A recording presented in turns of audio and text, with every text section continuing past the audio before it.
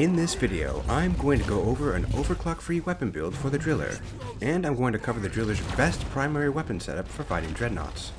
I will also touch upon 3 secondary weapon setups that pair well with the primary weapon. For the overclock-free setup, you will need the flamethrower and the sabota. For the flamethrower, you will need high-pressure ejector, unfiltered fuel, oversized valves, extra ammo, and heat radiance. For the sabota, you will want 1 extra ammo, and volatile bullets. And while I'm showing you the rest of my personal preferences, when it comes to fighting dreadnoughts, any combination of these weapon mods is good as long as you take those 2 I recommended. And while it's not impossible to fight dreadnoughts with a cryo setup, it takes a long time to freeze them, and when you finally do, they will only stay frozen for about 2 or 3 seconds. So I generally wouldn't recommend fighting dreadnoughts with cryo weapons, especially if you're playing by yourself. For the driller's best primary weapon setup, you will be using the sludge pump and the sludge blast overclock. For the weapon mods, you will need high capacity tanks, dice nozzle, extra ammo, improved spooling mechanism, and fluoroantimonic acid.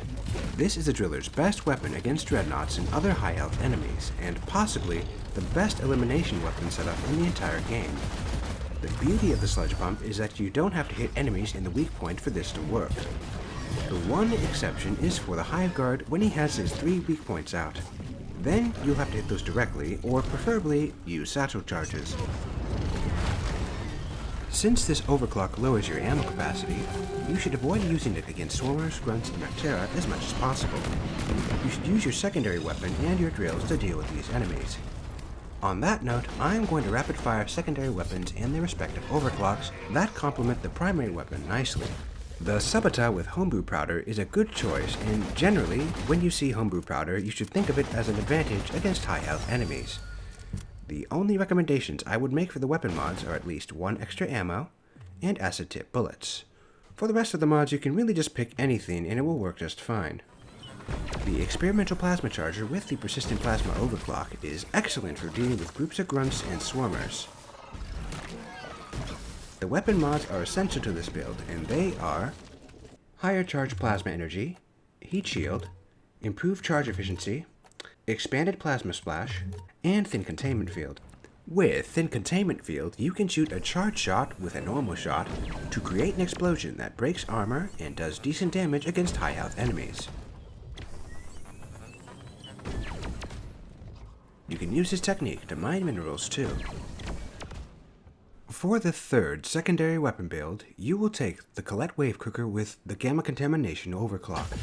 Enemies must be close to one another to be damaged by the radiation of this overclock.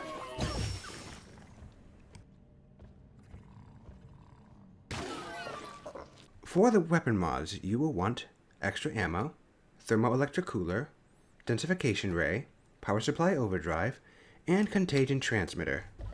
A couple of things to keep in mind is that the contagion transmitter won't work unless the enemy is already under the effects of the sludge pump. Also, the bugs of the radioactive exclusion zone have resistances to radiation, so don't take this weapon in that biome. Thanks for watching, and if you have any questions about these builds or overclocks, please leave them in the comments and I will answer them as best I can.